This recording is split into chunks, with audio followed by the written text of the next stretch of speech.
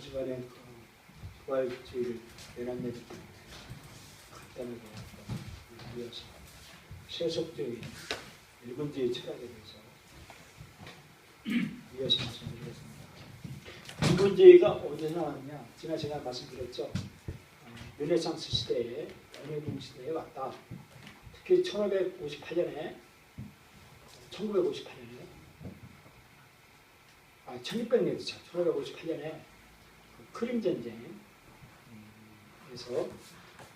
지금 말하는 우크라이나, 러시아와 우크라이나 싸움에, 그러니까 러시아가 지금 동방 정책을, 서방 정책을 쓰고 있습니다.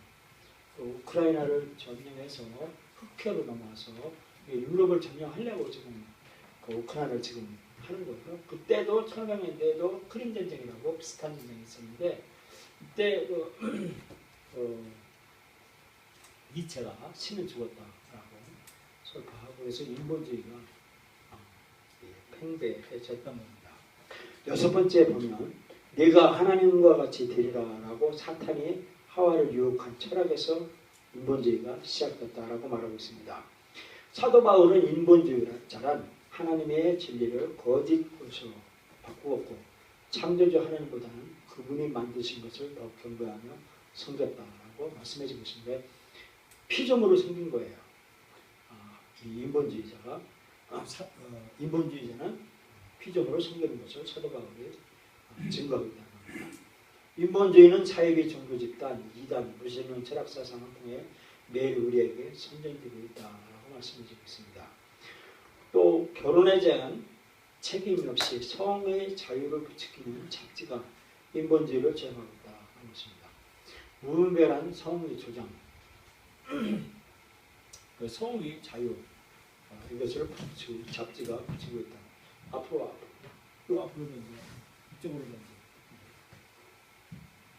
그리고 오직 현재만을 위해 살도록 부추기는 광고가 인본주의다. 철학에서 그랬던 것입니다.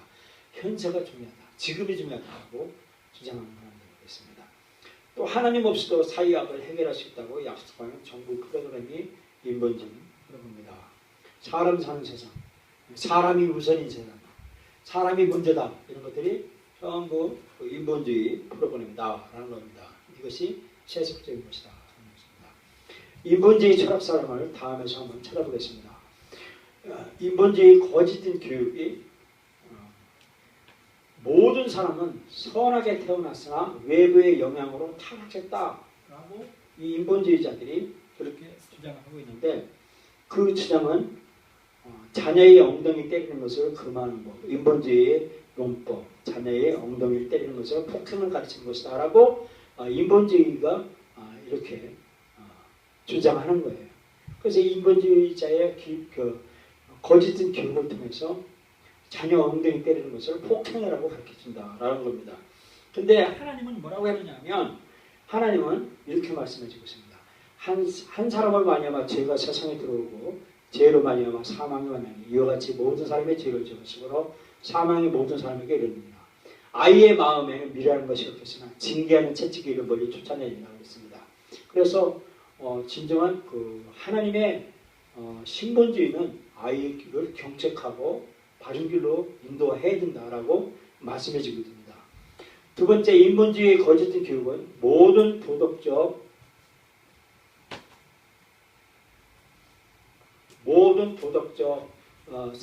기준은 상대적이다. 인간은 행복을 위해 무엇이든지 즐길 자유가 있다라고 거짓으로 가르쳐주고 있는데 그것은 이 포르노, 외설 잡지, 문학, 마약 사용 등 기타 불순물을 보호하는 법 이것이 행복을 자유를 누릴 수 있는 권리가 있다 하기 때문에 마약도 상하고 심지어는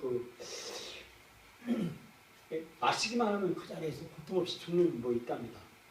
제가 텔레비를 봤어요.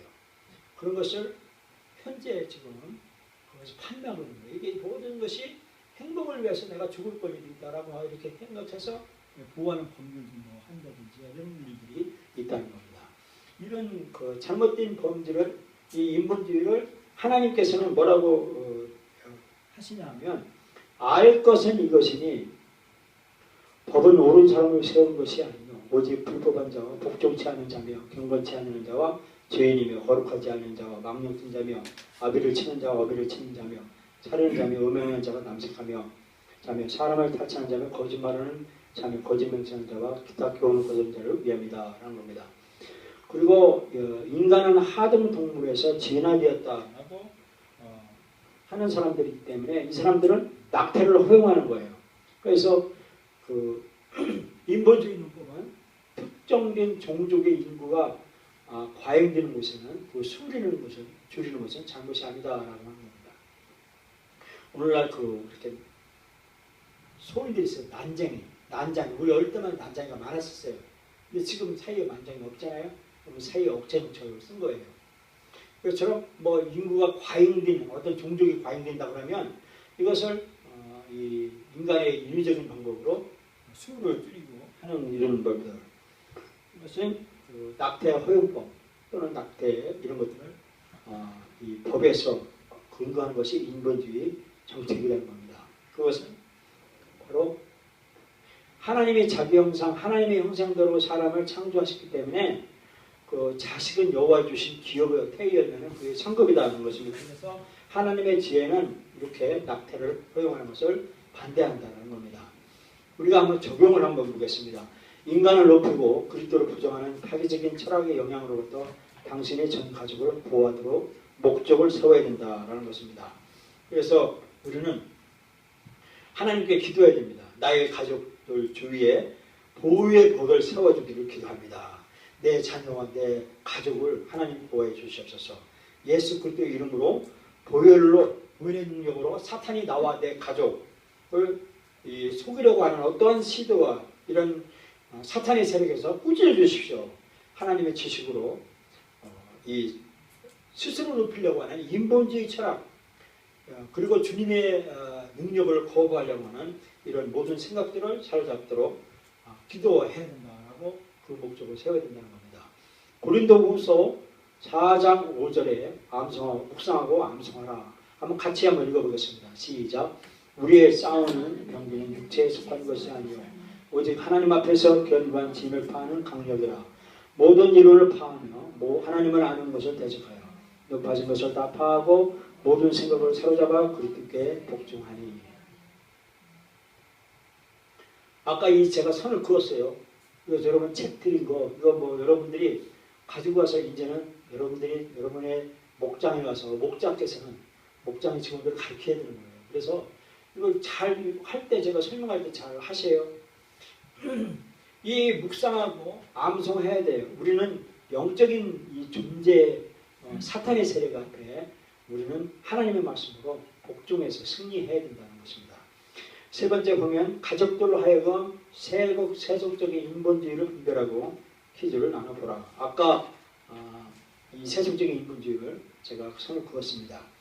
인간의 지혜를 하나님이 거부하는 성경 문제를 주고 한 주간 동안 저녁 식사 때 읽을 수 있도록 해라.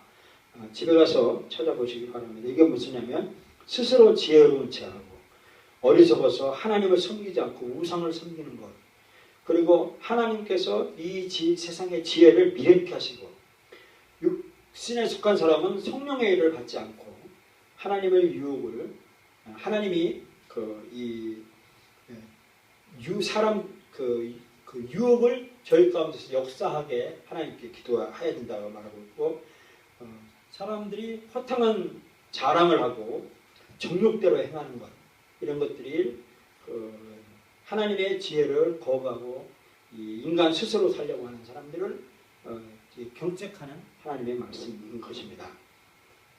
모든 지혜로운 아버지들은 가족들을 위해 기도의 울타리를 세울 뿐만 아니라 가족들의 생각 속에 어떤 형태의 세속적인 인본주의에 대해서도 하나님의 경멸하심을 심어줄 것이다. 만일 아버지가 그렇게 하지 않는다면 우리의 인본주의 철학에 그의 가족들에게 아버지의 성경의 권위에 대한 세속적인 경멸을 하도록 가르치도록 할 것이다. 라는 겁니다. 나는 영적 경계심을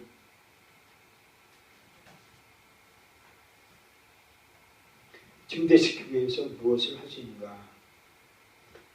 당신의 영적 경계심을 키우는 가장 효과적인 방법 중 하나 한 가지는 금식이랍니다. 그리고 성경 말씀을 암송하는 것이랍니다. 이것은 성령께서 주 예수 그리스도로 하여금 광야에서 시험 받으시도록 인도하실 때 사용하신 방법이라는 것입니다. 예수님께서는 우리가 은밀히 금식할 때 하나님께서 공개적으로 보상하실 것이라고 약속하셨다는 겁니다. 왜 금식해야 되느냐 하면 우리가 영과 혼과 육이 있는데 이 혼을 그 영적인 감각에서 그 이 지정의를 결단시킨다는 겁니다. 그리고 육적으로는 육체적인 감각을 그 혼의 정신에서 지정의를 결단시키는 것은 이것은 바로 금식을 통해서만이 가능하다라는 것입니다. 우리가 음식을 먹을 때 이 음식이 피를 만들어서 피 속에서 이 소화기관을 통해서 이 온몸을 통해서 전부 전파되고 운동을 할 때 이 많은 양의 피가 근육에서 사용될 것이라는 것입니다. 그러나 내가 금식을 하면 많은 양의 피가 정신적인 구조를 위해서 사용될 거랍니다. 지금 내가 금식하지 않고 우리가 음식 먹으면 음식이 이 피를 만들어주는데 피가 어디로 몰리냐면 근육으로 몰린다는 거예요. 왜냐하면 먹었으니까 막 열심히 뛰고 그러면 근육에서 많은 양을 소화하는데 우리가 금식을 하게 되면 이 운동을 적게 하니까 이 피가 어디로 오냐면 눈으로 정신으로 많이 활동을 한다는 거예요. 그래서 이 금식을 할 때 이 정신적으로 피가 몰리면 이 두뇌 쪽으로 그러면 거기에 성경을 암송하면 영적인 경계와 혈명은 결정을 될 거예요. 능력이 크게 증대될 것이다 라는 것입니다. 그리고 우리가 오감이 있어요. 미각, 촉각, 시각, 청각, 후각을 통해서 육체적인 세계를 경계하는 것과 마찬가지로 영적인 감각을 통해서 영적인 세계에 경계해야 된다는 것입니다. 사도 바울은 영적인 눈을 가지고 있지만 보지 못하고 영적인 귀를 가지고 있지 못하는 제자들에게서 제자들을 슬퍼하셨다는 것입니다. 우리가 음식과 음료수를 일주일 중에 하루 정도 먹지 않고 하나님의 말씀에 암송하고 거기서 쓴다면 우리가 내가 몇 년 후에는 하나님께서 나에게 더 큰 창의성과 지혜, 성취, 육체적인 건강을 그리고 영적인 건강을 더 풍성하게 보상해 줄 것이라고 말씀해 주고 있습니다. 금식할 때 하나님께서 누구에게 명예를 주시느냐 하면 3일 동안 보겠습니다. 3일 금식 기도로 왕의 마음을 변화시켰는데 그 사람이 에스더입니다. 그리고 교회 지도자들과 함께 금식하여 기도함으로 분명한 인생의 방향을 얻은 사람, 그 사람이 바울입니다. 금식 기도로 위험한 여행을 안전하게 뛰었던 느헤미야가 금식 기도로 이 바벨론 포로에서 귀환할 때 금식을 선포하고 해서 위험한 여행을 안전하게 귀환했다는 것을 말씀해주고 있습니다. 그리고 헤가와 금식을 선포하여 여호와의 징계로부터 수시를 구했다. 니네의 왕이 그 짐승까지도 굶겨서 국가를 살리는 것을 말씀해주고 있습니다. 금식과 성경 암송을 겸하여 오늘 영적으로부터 깨어있도록 목적을 세우라. 욥기 23장 12절 23장 12절을 보겠습니다. 욥기 23장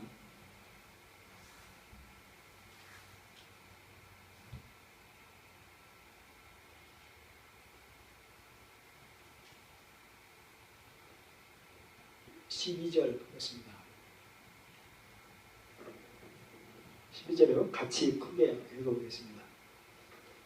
크게 읽어보겠습니다. 시작. 내가 그의 입술의 명령을 어기지 아니하고 일정한 음식보다 그 미국의 말씀을 귀히 여겼구나. 여기를 개인 기도와 한번 해보겠습니다. 자기 이름을 넣어보겠습니다. 다윗 자기 이름을 자 시작.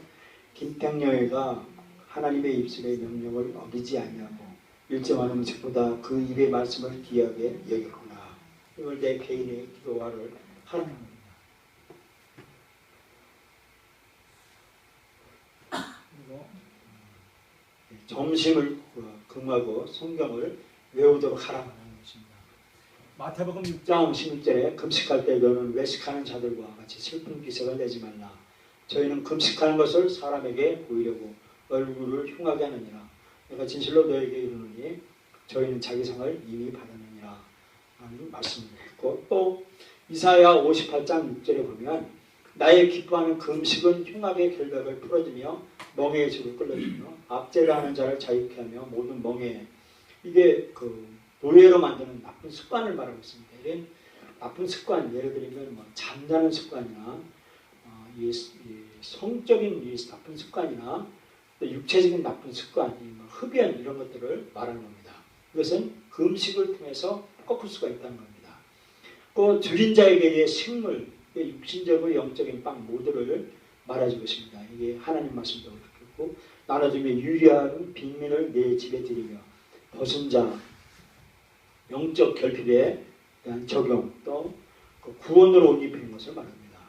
또 내 권력을 피하여 스스로 숨지 않는 것이 아니겠느냐라고 말씀해 주고 있습니다. 그리고 저녁 시간에 가족과 함께 금식의 중요성을 상담을 나누라라고 말씀해 주고 있습니다. 내가 영적 위험을 정확히 간파하고 있는지 어떻게 확신할 수 있는가 하겠습니다. 첫 번째, 하나님은 우리를 설계, 디자인했다라는 겁니다. 디자인했는데 그 말씀이 이 권위의 설계의 원리입니다. 설계의 원리에서 하나님께서는 우리 한 사람 한 사람은 그분이 무한한 사랑과 창의성을 가지고 만드셨다. 바꿀 수 없는 우리의 육체적, 가족적 특징들은 우리의 삶 가운데서 하나님의 품성을 개발하고 우리의 삶을 통해서 그분의 메시지를 세워가기 위해 하나님께서 계획하신 것이다. 하나님께서 나를 계획하시고 디자인한 것은 바로 하나님의 품성대로 살도록 계획하셨다는 것입니다. 두 번째, 권위의 원리 보겠습니다. 하나님께서는 우리에게 권위를 주셨습니다. 권위를 주셨는데 그 권위가 하나님께서는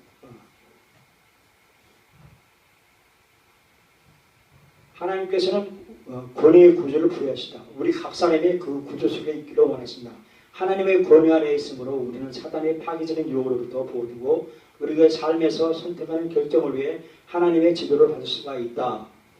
하나님께서는 우리에게 권위를 주셨어요. 이 권위가 어떤 권위냐면 우리가 길을 걸어갑니다. 길을 걸어가는데 비가 와요. 비가 오는데 그 비를 피하려면 권위 안에 있어야 돼요. 우산 안에 있어야 됩니다. 우산 안에 있어야 되는데 이 우산을 안에 있을 때 내가 피해를 안 받아요. 근데 사탄은 이 권위를 빵꾸를 내요. 이렇게 사탄의 우산을 구멍을 내요. 이렇게 구멍을 내서 구멍 속으로 이 비가 막게끔 해요. 사탄이 전략을 그래요. 권위를 무시하게 만들어요. 이번 참사, 진도 참사, 여객선 참사에 참사가 났을 때 물론 국가의 미온적인 태도, 즉각적인 태도를 못했어요. 빨리빨리 했어야 되는데 하지 못한 거였어요. 그런데 일부의 유가족들이 국가의 권위에 호소를 해야 되는데 국가의 권위에 우리 이렇게 빨리 좀 도와주고 빨리 해줘야 돼, 호소해야 되는데 이 권위를 무시한 경향이 그걸 부인하지 못해요. 예를 들면 여객선 침입됐을 때 빨리 국가적으로 빨리 손을 써서 얼른 건져내기라도 하고 한다든지 뭐 미국이라든지 뭐 하여튼 뭐 군함 미국에 있는 초계함이라든지 뭐 큰 구조 인양함이라든지 빨리빨리 손을 쓴다든지 일본에서 요청을 하든지 중국에 요청을 해서라든지 빨리 해서 들어서 올려서라도 하는 그런 것을 모션이라도 했다면 억울하지 않게 또 이렇게 살아날 수도 있는 그것을 저는 그렇게 좀 이렇게 상상이라도 해봅니다. 근데 유가족들이 우리 아들 다치면 안 됩니다. 그 인양하면 안 됩니다. 하면서 공기 유통에 에어포켓 쪽으로 가서 끄집어내십시오 라고 하는 이런 주장을 했어요. 물론 이 문제에 대해서는 제가 옳다고 내가 참 많이 조심스러워지는데 권위의 아래 있어야 되는 거예요. 권위 아래. 그 국가의 권위 아래 있어야 우리가 안전해요. 또 정부의 권위, 가정의 권위, 가족, 교회의 권위 아래 있어야 안전해요. 그것이 권위의 원리예요. 보호를 받거든요. 그래서 우리는 이 권위를 하나님께서 우리에게 부여해 주셨어요. 그리고 책임의 원리를 보겠습니다.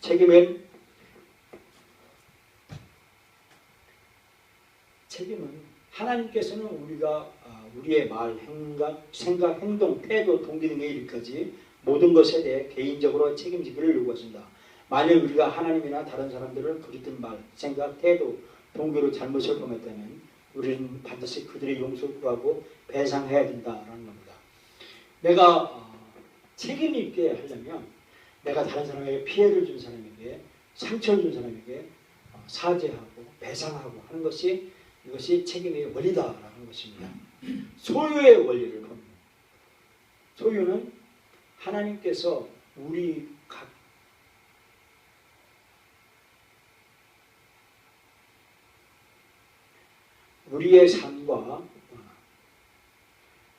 삶과 소유하는 모든 것을 그분께 헌신하기를 원하신다. 그러면 하나님께서 우리를 통해서 그리고 하나님께서 우리에게 맡긴 것들을 통해서 초자연적으로 역사하실 수 있다. 그렇게 되면 우리의 권리를 주장으로서 생기는 걱정과 분노로부터 자유롭게 된다. 우리는 소유는 하나님께 소유가 됐다. 하나님께 바치는 것, 우리 하나님께 드리는 것, 거기를 원하신다. 그것이 하나님께 소유를 드리는 것. 그렇게 할 때 하나님께서 초자연적으로 우리를 역사하신다는 겁니다. 고통의 원리를 보겠습니다. 고통의 원리는 하나님께서는 우리가 잘못을 범하는 사람에게 어떻게 반응해야 하는지 배움으로써 내면적인 성결과 기쁨을 만들어내도록 정하셨다. 우리는 그리스도를 위해서 용서를 통해서뿐만 아니라 대적의 삶에 대한 삶의 가치 있는 것을 기원해서 투자함으로 쓴 마음을 증폭한다라는 겁니다. 고통을 잘못을 내가 다른 사람한테 잘못을 범한 것을 내가 반응함으로써 그걸 배움으로써 내가 성결과 기쁨을 발견하게 된다는 겁니다. 또 자유의 원리를 보겠습니다. 자유는 우리가 하기를 원하는 것을 하는 권리가 아니고 우리가 해야만 하는 것을 하는 능력이다. 하나님께서는 우리가 도덕적 자유를 누림으로 진정한 사랑으로 섬길 수 있도록 원한다는 겁니다.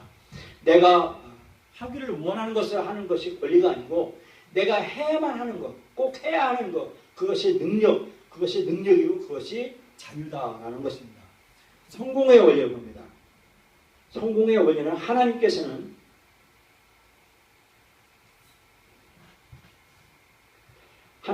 우리가 그분의 말씀으로 밤낮으로 묵상하면 우리가 하는 모든 일에 성공할 것이라고 약속하셨다는 겁니다. 우리가 이 원리에 충실한 만큼 우리는 지혜, 총명, 성공을 경험할 수 있다는 겁니다. 성공하려면 성경 말씀을 암송하십시오. 성경 말씀을 암송해야 됩니다. 제가 97년도에 98년도, 99년, 2000년도까지 3년을 수원역에서 전도를 했어요. 전도를 하는데 수원역에서 아침 새벽에 1시간, 저녁에 1시간, 하루에 2시간씩 전도를 했어요. 매일. 근데 그때 내비게이터, 우리 옛날에부터 제가 84년도, 82년도부터 내비게이터 공부를 했어요. 거기는 성경 암송이 필요합니다. 제가 성경 자랑을 해보겠습니다. 한 100구절을 성경을 암송을 해요. 근데 지금은 잊어버렸지만 그러나 그것이 저에게는 큰 힘이 됐어요. 시편 119편, 19편, 20편을 보면 성령이 무엇으로 그 행실을 깨끗할까? 주의 말씀을 따라 삼가지니라. 이 말씀을 늘 저한테 제가 가지고 살았어요. 청년이 무엇으로 그의 행실을 깨끗할까? 주의 말씀을 따라 삼가지니라. 내가 육체적인 이런 유혹 같은 거 올 때마다 내가 청년이 무엇으로 내가 깨끗할 수 있는가? 주의 말씀을 따라서 생각할지라. 이 말씀이 나에게 삶의 적용에 대해서 이렇게 살아야 된다라고 말씀해주고 있습니다. 적용 삼아 보겠습니다. 가정에 닥치는 영적 위기를 정확히 평가하기 위한 목적을 세우라라는 겁니다. 베드로전서 5장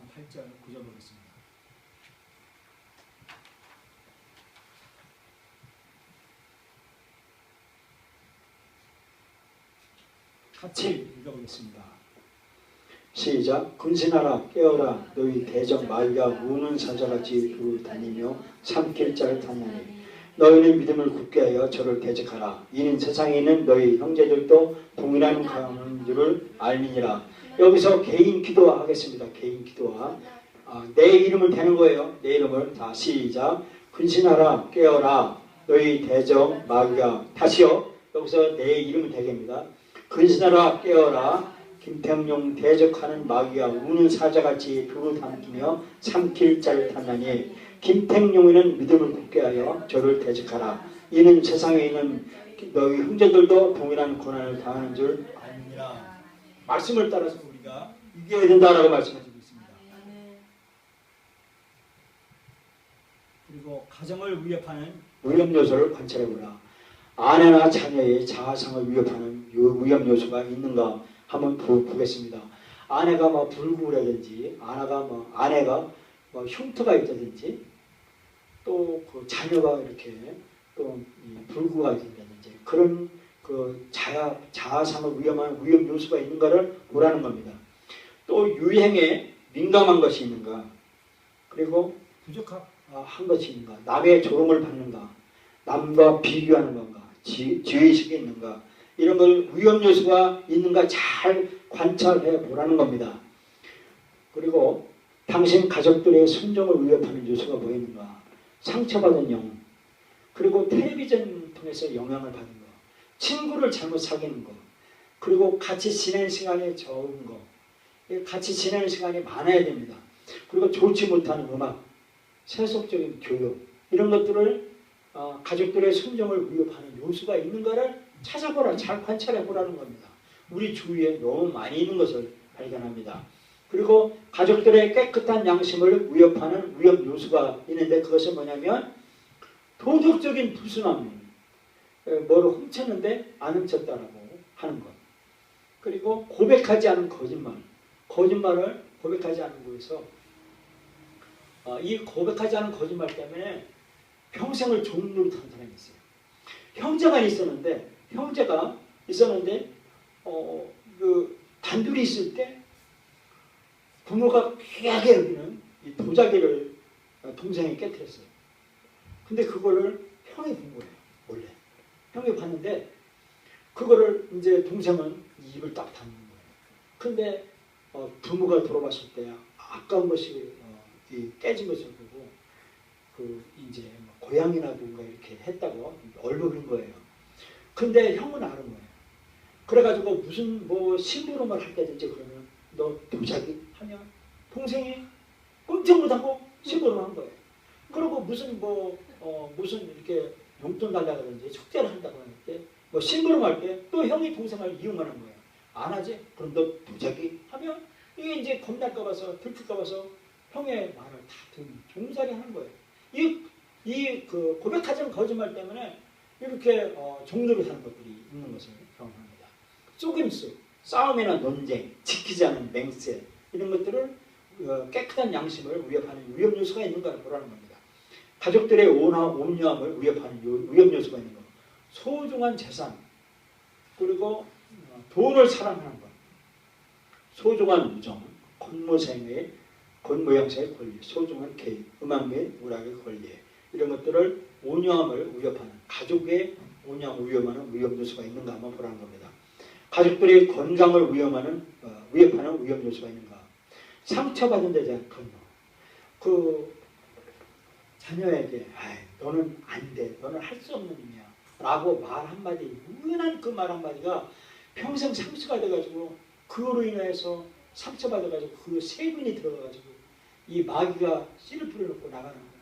그러면 엄마가 나는 못된 놈이야, 안 되는 놈이라고 그랬어. 그럼 난 안 될 거야. 이렇게 좋아하지 않는 거야.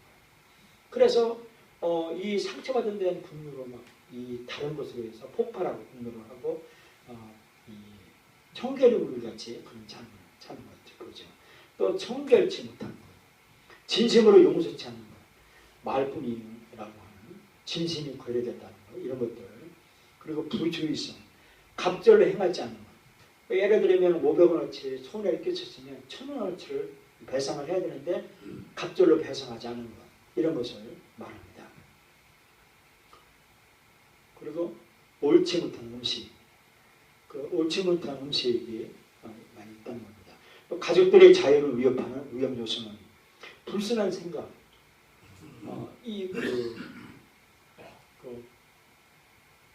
부모와 그 라포가 형성되지 못하면 이 부모한테 뭔가를 질문했을 때 부모가 확실한 대답을 못해주고 가깝게 대해주지 못하면 이 자녀는 그 궁금증 때문에 누구에게 찾아가냐면 친구한테 찾아가는 거예요.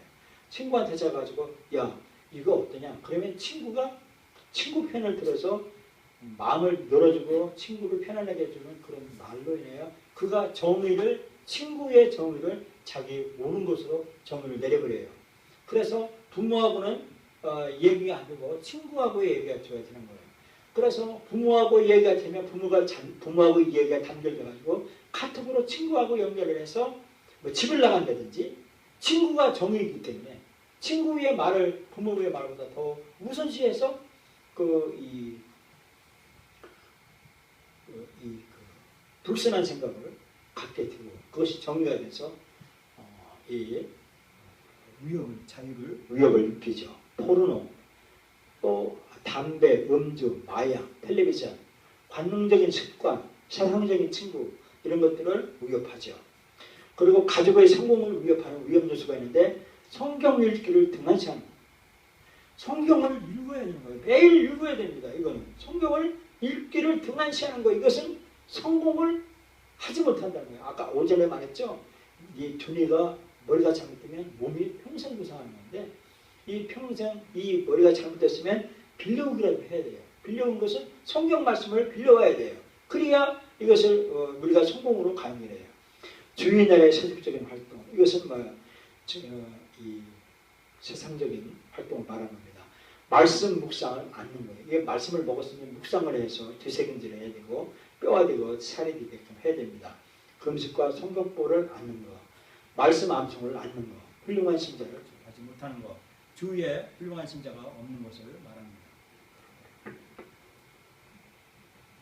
나는 어떻게 나의 가족을 영적으로 강건하게 만들 수 있는가? 내 가족을 어떻게 영적으로 강건하게 만들 수 있는가 보면 하나님의 성령님께서 내적으로 인도하심에 더욱 깨어있도록 가족들을 훈련시킴으로써 성령 안에서 강건한 가족들을 만들어갈 수가 있다라는 겁니다. 내가 성령 충만을 해야 내 가족이 성령 안에서 건강한 가족을 만들어갈 수 있다는 겁니다. 왜 사람들은 성령의 인도하심을 듣지 못하는가 하냐면 이 많은 사람들이 예수님을 믿음으로써 거듭난 신자가 아니기 때문에 성령의 인도하심을 못 받는다는 겁니다. 하나님이신 성령님은 그들에게 어떤 계시를 주기 위해서 거하시지 않는다는 겁니다. 만일 너희 속에 하나님의 영이 거하시면 너희가 육신에 있지 아니하고 영에 있나니 누구든지 그리스도의 영이 없으면 그리스도의 사람이 아니니라 그랬습니다. 물론 그들에게도 양심을 주었으나 그 양심은 말씀으로 훈련되지 않으면 쉽게 죽거나 삐뚤어진다는 겁니다. 하나님을 알되 하나님으로 영화롭게 아니하고 감사치도 아니하고 오히려 그 생각이 허망해지며 미련한 마음이 어두워졌느니라고 말하겠습니다. 그리고 성령님의 인도하심을 받은 경우 인간의 이성과 반대이다는 겁니다. 어떤 길은 사람이 보기에 필경 바르나 필경 사망이니라 라고 말씀해 주고 있습니다. 하나님의 인도하심과 인간의 이성을 구별할 수 있는 것 한번 보겠습니다. 첫 번째 보면 성령님은 나를 지으신 주대로 또 내게 주신 가족들을 감사하게 인도하신다. 이 1번은 10번입니다. 나의 인간적인 이성은 어떤 유기체적이나 가족적인 결함에 대해서 원명하게 하고 또 내 모양이 다른 어떤 사람처럼 보이기를 소원한다라는 겁니다.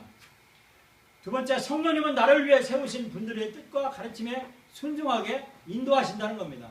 인도하시는데 그 답은 2번입니다. 나의 인간적인 이성은 마땅히 해야 할 것이 무엇인지 듣기를 원망하고 어떤 권위로부터도 벗어나기를 원한다는 겁니다. 하나님의 인도하심과 인간의 이성을 구별할 수 있는 것은 이렇다는 겁니다. 성령님은 내가 잘못했을 때 그 죄를 고백하고 내가 마음의 상처를 입은 분들에게 용서를 구하게 인도하시는데, 인간의 마음은 어떠냐 하면, 나의 인간적인 이성은 내가 만일 잘못되거나 실수한 사실을 결코 인정하지 않으면 사람들이 나를 존경할 것이라고 생각한다는 겁니다. 즉 내 죄를 나타내지만 않으면 사람들이 나를 존경할 것이라고 사람들은 스스로 생각한다는 거예요. 근데 성령님은 내가 죄를 고백하고 상처분들에게 용서를 구할 때 그때 진정으로 용서를 존경을 받는다는 겁니다. 성령님은 나에게 잘못을 범한 자를 그리스도가 우리를 용서하신 것처럼 온전히 용서하게 용서하신다는 겁니다. 그러나 인간적인 이성은, 나의 인간적인 이성은 나에게 범한 사람들을 원망하게 하고 그들의 행한 것 때문에 고통당하기를 희망한다라는 겁니다. 이것이 인간의 마음이다라는 겁니다. 다섯 번째 보면 성령님은 나를 해친 사람의 인생에 도움이 되는 일을 인도하신다라는 것입니다. 나를 해코지 한 사람의 인생을 도와주기를 인도한다는 건데, 사람의 마음은 어떠냐 하면, 나의 인간적인 이성은 나에게 상처 준 사람과는 어떤 관계도 끊음으로써 다시는 상처받으려고 하지 않는다는 겁니다. 여섯 번째 보면 성령님은 불순한 생각과 유격적인 책이나 잡지 활동을 거절하게 인도하신다는 겁니다.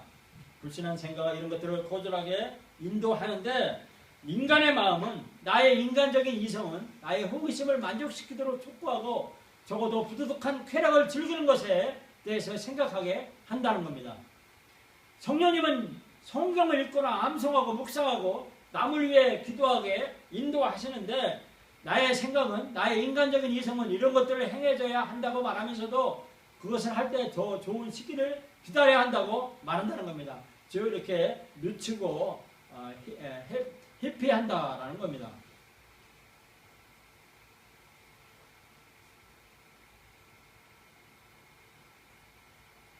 성령님의 적용 보겠습니다. 성령님의 인도하심에 가족들이 더 깨어있도록 훈련시키는 데 목적을 세우라.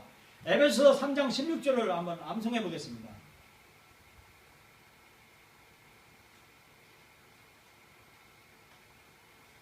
같이 합독해 보겠습니다. 시작. 그 영광의 풍성함을 따라 그의 성령으로 말미암아 너의 속사람을 능력으로 강건하게 하옵시며. 여기를 내 개인의 기도 하나만 해보겠습니다. 너희 속을, 여기를 내 이름으로 해보겠습니다. 시작. 그 영광의 풍성을 따라 그의 성령으로 말미암아 김태경 속사람을 능력으로 강건하게 하옵시며. 이렇게 개인 기도를 하는 일은 바로 적용하기 위한 것이라는 겁니다. 성령님의 지시에 순종함이 중요하다는 성경의 가르침을 깨닫고 다음은 암송하라. 같이 보겠습니다. 같이 읽겠습니다. 시작. 너희가 육신대로 살면 반드시 죽을 것이로되 영으로서 몸의 행실을 죽이면 살리니 라고 했습니다. 다음 사항 중 지난 몇 주간 사이에 성령님께서 인도하신 것 최소 하나를 기억해내고 또 순종하지 못한 것을 기억해내라. 보겠습니다. 어떤 불순한 생각을 거절하도록 인도하신 것, 이게 성령님이 인도하신 것을 기억해보라는 겁니다. 화를 낸 것이 잘못임을 가족들에게 고백하고 기도를 요청하도록 인도하는 것, 육신적으로 위험한 것을 피하도록 인도하신 것, 만나는 사람에게 복음을 제시하도록 인도하신 것, 남의 험담을 듣지 말도록 인도하신 것, 다른 사람의 위험을 경고하도록 인도하신 것, 가정이나 직장에서 남을 격려하는 말을 인도하시는 것, 아내를 사랑함을 특별한 방법으로 보여주도록 인도하시는 것, 당신을 격려해주는 사람에게 감사하도록 인도하는 것, 가족의 신경을 거두는 물건을 제거하도록 인도하신 것, 어떤 일을 위해 기도하게 하고 또 기도함을 인도하심, 일찍 일어나 하나님의 말씀을 상고케 인도하신 것, 주님의 일을 위해서 헌금하고 구제가 필요한 사람을 도우도록 인도하신 것, 경건치 못한 텔레비전 프로그램이나 잡지를 보지 말도록 인도하신 것, 다른 일을 괴롭히는 말을 사용하지 말도록 인도하신 것, 관능적인 자극을 주는 그림이나 외설 잡지를 금하도록 인도하신 것, 한 끼나 하루를 금식하도록 인도하신 것, 여기서 생각해 보라는 것입니다. 성령님께서 당신에게 기억나게 인도하신 사항을 순종하라라는 것입니다. 다섯 번째, 당신의 성령님의 인도하심을 고역하실 때 하나님께서 어떻게 깨닫게 하는지 가족들에게 설명하라는 것입니다. 제가 성령님의 이 인도를 고역하실 때 하나님께서는 저에게 책명을 주셨습니다. 옛날에 제가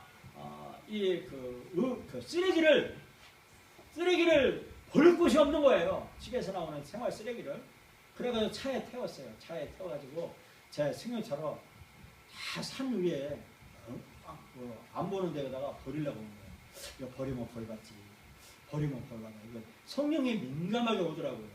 근데 이 민감하게 오는데 그거를 그때는 그거를 못 버렸어요. 근데 계속 생활 쓰레기가 나오는 거예요. 생활 쓰레기가 나오는데 그 생활 쓰레기를 성령을 무시하고 성령님을 무시하고 그걸 버렸어요. 그걸 버린 것을 제가 들켰어요. 들켜가지고 모욕을 당한 적이 있어요. 이 성령님의 인도하신 것 그리고 성령님을 거역할 때 우리를 창피당하게 하는 일을 하고 있는 거예요. 그런 걸 하지 말도록 우리는 성령님의 인도하심에 대한 삶을 살아야 된다라고 말씀해 주고 있습니다. 나는 10분까지만 하겠습니다. 왜냐하면 이게 빨리빨리 나가야 이기 때문에 두 가만 더 하겠습니다. 두 페이지만 더 하겠습니다. 나는 나의 가족들이 하나님께서 주신 권위 아래 머물도록 어떻게 동의를 줄 수 있는가? 당신이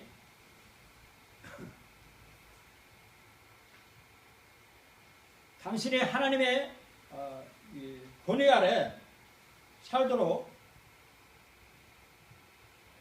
확실히 하라. 어떤 사람이 하나님의 권위에서 벗어나면 어떤 결과가 오는지 설명하라. 당신의 삶이나 다른 사람들이 삶 가운데서 있는 적절한 사건을 통해서 이 점을 설명하라.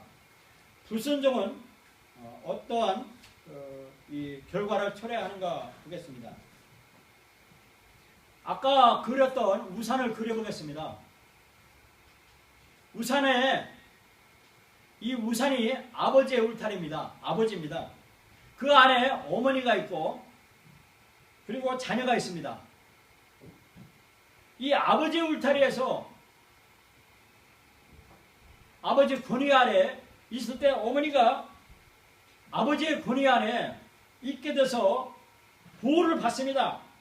사탄이 이후에서 공격을 합니다. 근데 아버지 안에 있는 어머니나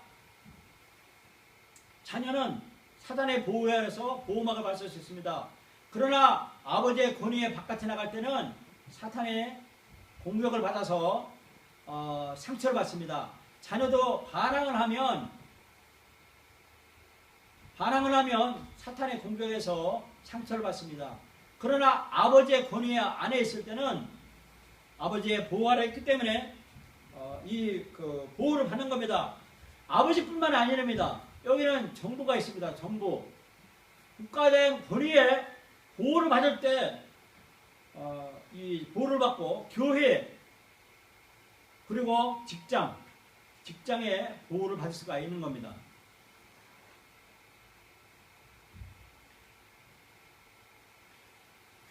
불순종의 결과를 즉 권위를 이탈하고 권위를 거부하는 결과는 어떤 결과를 초래하느냐 하면 사술은 파괴적인 죄이다. 그러나 하나님께서는 반역의 죄가 사술의 죄와 동일하다고 말씀하셨다는 겁니다. 두 가지 죄가 우리를 하나님의 보호로부터 벗어나게 하고 파괴적인 사탄의 권세 아래 누리게 지게 된다는 겁니다. 즉 반역과 사술의 죄가 이거는 동일하다는 겁니다. 하나님께서는 모든 사람을 권위 아래 두셨다는 겁니다. 부모님, 정부, 경건한 교회 지도자, 고용주들의 권위 아래 두었다는 겁니다. 그러나 모든 인간적인 권위는 하나님과 성경의 권위 하에 있다는 겁니다. 우리가 하나님께서 정해주신 권위 아래 있는 동안은 사탄이 우리를 파괴적인 유혹을 가지고 다가올 수가 없다는 겁니다. 그러나 만일 우리가 우리 위에 있는 권위를 보호하는 덮개에서 벗어나면 우리는 사단이 통제하는 영역과 그 힘에 자신을 노출시켜서 피해를 당한다는 겁니다. 하나님께서 퀴즈를 보겠습니다. 하나님께서 반항하고 불순종하는 때문에 누구를 심판하였는가를 보겠습니다.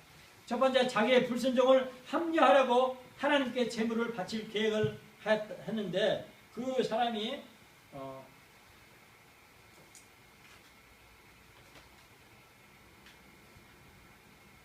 사울왕입니다. 이게 무엇이냐면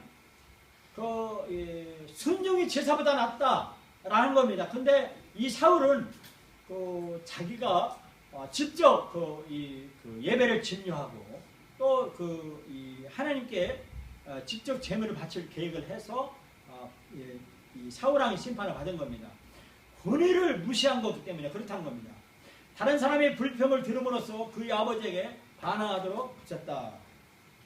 이 사람은 압살롬, 아버지를 반항하기 때문에 결국은 아버지의 권위에 도전한 압살롬 아들은 결국에는 상수리나무에서 살해당했습니다. 7번 자기가 하나님과 같이 드리라고 마음먹고 불순한 사람, 이 사람은 누구냐면 루시퍼. 이 루시퍼가 타락한 천사인데 하나님과 같이 드리라고 하는 마음먹고 불순종했기 때문에 타락해서 땅으로 추방된 겁니다. 지도자에게 너무 지나치는 권위를 주장한다고 불평하며 불순종을 장려한 사람이 있는데 그 사람이 누구냐면 고라. 모세의 권위에 도전한 고라 자손들이 아주 이 땅이 갈라져서 지진으로 압사당했습니다. 새 왕으로 요구사항을 제시하여 불순종을 획책한 사람이 있는데 그 사람이 누구냐면 르호보암. 이 사람이 여로보암, 그러니까 솔로몬의 아들의 왕이 되는데 그 왕에게 찾아가서 이렇게 새 왕을 이렇게 요구했는데 불순종을 획책했어. 그래서 북쪽으로 가가지고 이 북이스라엘을 만든 사람이 르호보암이에요. 마지막 여기까지만 하겠습니다. 하나님의 권위 아래 가족들이 살도록 동기를 부여하는 데 목적을 세우라. 이 요한복음 15장 15에서 17절 보겠습니다. 나의 기도는 그들을 세상에서 데려가 달라는 것이 아니라 악한 자에게서 지켜달라는 것입니다. 그들을 진리로 거룩하게 앞서서 아버지의 말씀을 진리라는 것입니다. 이 예수님은 악한 자에게서 나를 지켜달라고 하는 것이 우리 기도였다는 것입니다. 우리가 하나님의 권위 아래에서 내 자식들이 공기를 부여하는 데 목적을 사는 것은 이 세상에서 내가 소외돼서 딴 데 사는 것이 그것이 소원이 아니라 그 세상에 살면서 내가 악한 자에게서 나를 지켜달라고 기도하는 것. 이것이 그 목적을 세우라는 것입니다. 하나님의 권위에 대해 당신은 어떤 태도를 보였나 생각해보자. 부모님에게 항상 순종하였는가? 한번 내가 되돌아보겠습니다. 부모의 승낙하에 내가 결혼했는가?